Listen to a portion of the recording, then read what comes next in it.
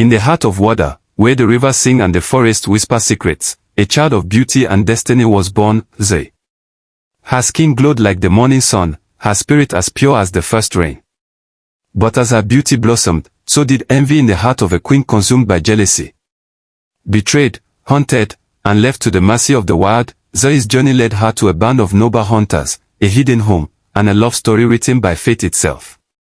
In a land where darkness plotted, hope bloomed. This is the tale of courage, betrayal, magic, and the triumph of true beauty. This is the story of Zuri and the 7 hunters. If you love magical stories from Africa and beyond, don't forget to like, subscribe, and turn on notifications to join us on more amazing journeys. In the lush kingdom of water, nestled between vast rivers and thick forests, there lived a gentle queen. Her heart, though filled with wisdom, longed for a child, a blessing to her life and to the kingdom. One serene morning, while sitting beneath the shade of an ancient udala tree, she sewed a garment in peace. As she carefully worked with her needle, she wished to be blessed with a female child. She gazed at the sky above, whispering a prayer, and smiled. May I have a daughter, who would be blessed. May she be a blessing to me and to all. The gods, ever attentive to the prayers of the pure-hearted, granted her request. Not long after, a daughter was born, and she was named Zuri, meaning beautiful. The entire kingdom rejoiced, for it was clear that the child was a gift from the gods. Her skin was perfect, her lips the color of ripe hibiscus flowers, and her hair was dark, curly, silky, and as black as the charcoal that burned in the hearts of her people. But joy is often fleeting in the world of men. The queen was so happy after seeing her. Soon after Zuri's birth, the queen fell ill. She watched her daughter grow, and when Zuri was 6 years old and passed away. The king, heartbroken but still lonely, sought another companion. He married again, taking a new queen, one who was proud of her beauty and her position. The new queen, hailing from a distant land, brought with her an enchanted mirror, a gift from a powerful healer from her homeland. This mirror, she claimed, would always speak the truth. The queen, obsessed with beauty, would ask the mirror daily, "Mirror of the river, who is the prettiest in all the land?" The mirror would reply, "You are, my queen." Each time, the queen would smile with satisfaction, her vanity growing like a vine in the dark. However, as the years passed and Zuri grew into a young woman, her beauty surpassed the queen's. One day, the queen stood before the mirror and asked, "Mirror of the river, who is the prettiest in all the land?" The mirror answered, as it always did, but this time its response was different. "You are pretty, my queen," the mirror said, "but Zuri, the daughter of your husband, is the prettiest of them all." The queen's heart twisted with jealousy, her eyes burning with envy. She was angry. How could a mere girl, her stepdaughter, be more beautiful than she, the queen? The queen's anger was swift and cruel. She summoned a palace guard, a strong man known for his loyalty. "Take Zuri deep into the A5 forest," the queen commanded. "Ensure she does not return. Bring me proof of her demise." The guard, though loyal, hesitated. Zuri was a sweet and innocent girl, and the thought of harming her filled him with sorrow. But he had no choice. He took Zuri into the dense forest, where shadows stretched like fingers over the earth. However, as they ventured deeper, the guard's heart grew heavy, and he could not bear to carry out the queen's order. With great compassion, he stopped. "Zuri," he said, his voice gentle. "Run far into the forest. You are safe now.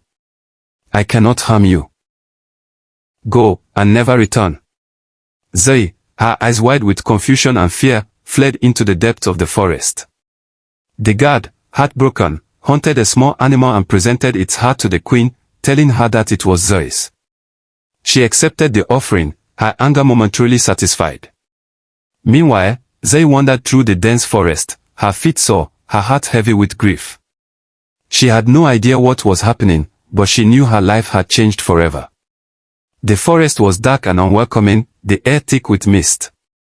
But after walking for hours, she stumbled upon a small clearing where an unusual sight greeted her, a hut made of palm fronds and wood, surrounded by tall, towering trees. Without hesitation, Zuri approached the hut and knocked softly.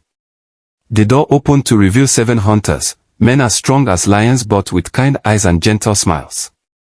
They welcomed her with warmth, offering her food and shelter. "You are safe here, child," one of them said. "Stay with us, and we shall protect you from the dangers of this forest." Grateful and exhausted, Zuri accepted their offer. The hunters, though fierce and skilled, were also kind-hearted.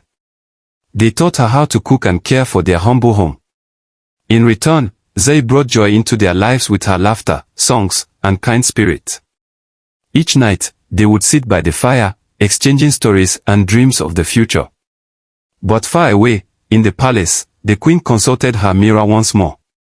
"Mirror of the river, who is the prettiest of them all?" she asked, her voice filled with dread. To her horror, the mirror replied, "Zuri, who lives in the forest with 7 hunters, is the prettiest of all." Fury consumed the queen's heart. She would not be surpassed by a mere girl. Disguising herself as a humble market woman, the queen ventured into the forest, carrying a basket filled with beautiful red and brown beads. She found the hunter's hut, where Zuri greeted her with a smile. "Beautiful girl, I have beads that will make you finer than the finest drum," the queen said, her voice sweet and deceitful. She convinced Zuri to try the beads, and as she tightened them around Zuri's waist, the young girl fainted. Zuri fell unconscious once more, but the hunters came back but couldn't wake her up. The hunters could not revive her. They placed her gently in a glass coffin, crafted from crystal stones from the Udi Hills, and laid her beneath a sacred tree in the forest, hoping that some miracle might occur. Days turned to weeks, and Zuri's beauty remained untouched, her face as peaceful as the moonlit sky. One fateful day, a prince from the neighboring kingdom of Bonny, traveling through the forest with his horse, stumbled upon the glass coffin. His eyes fell upon Zuri, and he was struck by her beauty. Her face was as serene as the stars, and he felt an overwhelming desire to know her story. He knelt beside the coffin and whispered, "Who is she?" One of the hunters spoke softly. "Her name is Zuri. She was once the prettiest in all the land, but evil took her breath away. Now, she rests in eternal sleep."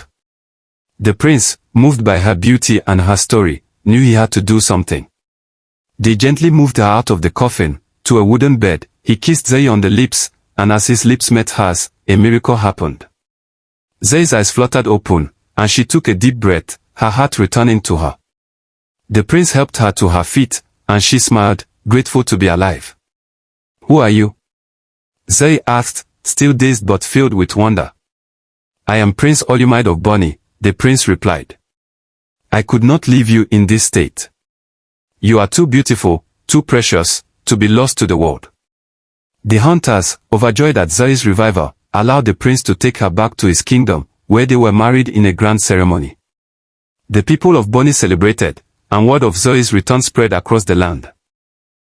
But the wicked queen, still unaware of Zuri's resurrection, attended the wedding, dressed in her finest robes, believing her rival to be gone forever. When she entered the hall, her eyes fell upon Zuri, standing beside Prince Olumide. The queen's face turned pale as she realized her evil deeds had been undone. The people gasped in shock, and the prince stepped forward, calling upon the elders to pass judgment on the queen. The gods had their say. She was forced to dance in iron shoes, hot as the flames of the gods' wrath. Her pride was broken, and she vanished into the night, never to be seen again. Zuri and Prince Olumide ruled Bonny with kindness and wisdom, and the hunters, honored for their bravery and loyalty, were given land and respect. Zuri's beauty was no longer just physical, it was her heart, her strength, and her ability to bring joy and peace to all. The kingdom prospered, and Zuri's name became a legend, passed down through generations. Zuri was happy, she lived her life, she became who she was meant to be. She was kind to all. And so, Zuri and Olumide lived happily ever after, their love as enduring as the sacred trees in the forest, where the story of their triumph over darkness would never be forgotten. The end.